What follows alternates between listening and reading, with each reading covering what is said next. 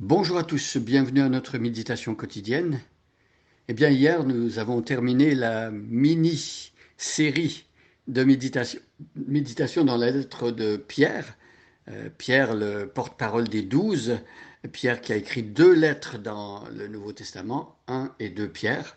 Pierre, donc, qui écrivait à un groupe de chrétiens dispersés à cause de la persécution.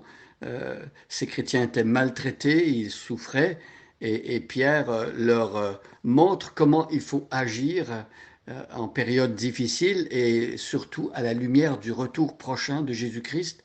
Pierre nous avait laissé trois grands domaines où nous devons porter notre attention, la prière, l'amour et le service.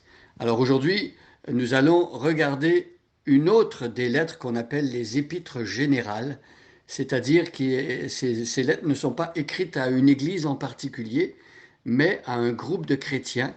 Ces églises qui recevaient les lettres pouvaient les passer à d'autres sans doute, et c'était des lettres qui étaient lues largement. Et cette fois, nous allons regarder une lettre qui a été écrite par le demi-frère de Jésus. Alors vous vous demandez peut-être, mais qui est ce demi-frère de Jésus? Peut-être que vous êtes surpris même que l'on parle de demi-frère de Jésus. Peut-être avez-vous appris, comme moi je l'avais appris quand j'étais tout jeune, que Jésus n'avait pas eu de frères et de sœurs. Pourtant, l'Évangile selon Matthieu, les textes bibliques nous mentionnent que Jésus a eu des frères et des sœurs, effectivement. Et l'un de ceux qui était un frère, demi-frère de sang de Jésus, c'est-à-dire que bon, ils avaient la même mère, Marie, et ils avaient comme papa Joseph. On se souvient que Joseph n'était pas le père biologique de Jésus, puisque Jésus avait été conçu miraculeusement par la puissance du Saint-Esprit dans le ventre de Marie. Donc le demi-frère, c'est Jacques. Alors que savons-nous de Jacques? Jacques était l'évêque de Jérusalem, le pasteur de l'église de Jérusalem, la première église historique chrétienne. Et Pierre avait beaucoup d'influence dans la première église, dans l'église primitive. Lors du concile de Jérusalem, on voit qu'il prend la parole et il semble avoir une autorité particulière puisque c'est lui qui va un peu comme trancher le débat. Donc Jacques s'est converti après la résurrection de Jésus-Christ. Il n'était pas croyant pendant le ministère terrestre de Jésus, les 3 années où Jésus a exercé son ministère sur la terre. Jacques était encore incrédule. Alors il y a un autre demi-frère de Jésus dont on parle dans le Nouveau Testament et c'est Jude. Jude était le frère de Jacques, donc le demi-frère aussi de Jésus. Mais aujourd'hui, nous voulons commencer une série de méditations dans la lettre de Jacques au chapitre 3 et nous allons lire à partir du verset 13 jusqu'au verset 18. Et le thème de cette série de méditations sera la sagesse. Donc je lis à partir du verset 13. Nous allons méditer ce verset tout à l'heure. Mais d'abord, lisons toute la péricope. Lequel d'entre vous est sage et intelligent? Qu'il montre ses œuvres par une conduite avec la douceur de la sagesse.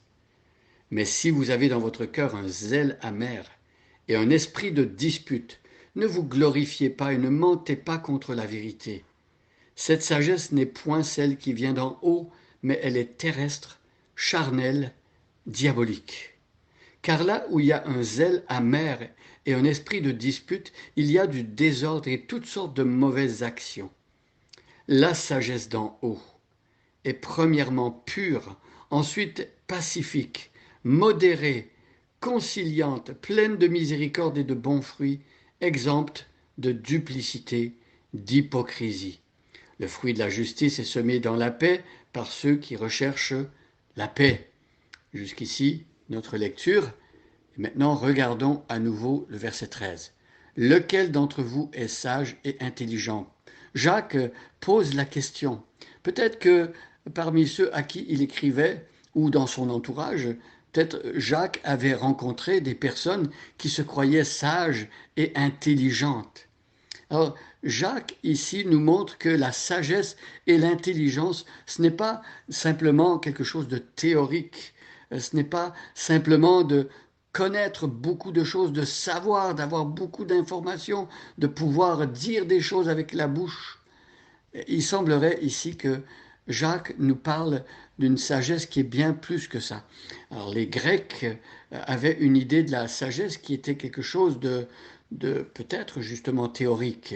On parlait de l'éloquence, du savoir, mais dans la pensée hébraïque, chez les Juifs, la sagesse, ce n'est pas simplement de savoir beaucoup de choses et d'impressionner avec toute la connaissance qu'on peut avoir. La sagesse dans la Bible est quelque chose de très pratique. Alors la question se pose, lequel d'entre vous est sage et intelligent? On pourrait poser la question à ceux qui écoutent cette méditation ce matin. Est-ce que vous vous trouvez sage et intelligent?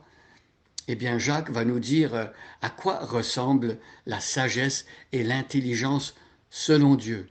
Alors, celui qui se dit sage et intelligent, Jacques nous dit qu'il doit montrer cette sagesse par sa bonne conduite, par ses œuvres, par ses actions. La sagesse chrétienne se montre dans notre vécu, dans notre façon de traiter les autres, dans notre façon d'aborder certains problèmes. Voyez, qu'il montre ses œuvres par une bonne conduite. Alors, une bonne conduite. C'est comme ça qu'on peut déterminer si une personne est sage ou si elle ne l'est pas. Une personne pourrait avoir de grands diplômes universitaires, pourrait être un grand docteur dans certains domaines et pourtant se conduire d'une manière telle que on pourrait s'imaginer qu'on a un enfant en crise ou un bébé qui fait la tête et où, vous voyez, il y a toutes sortes d'idées qui pourraient nous venir à l'esprit.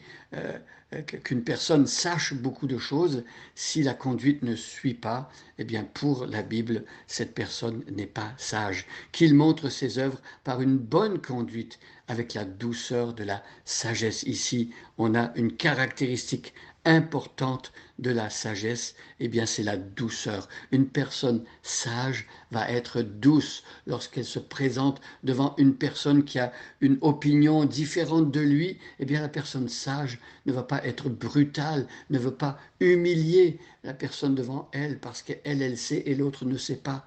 Cette personne qui est sage va avoir une bonne conduite qui est accompagnée de douceur. Alors, méditons sur cette réalité, sur cette vérité.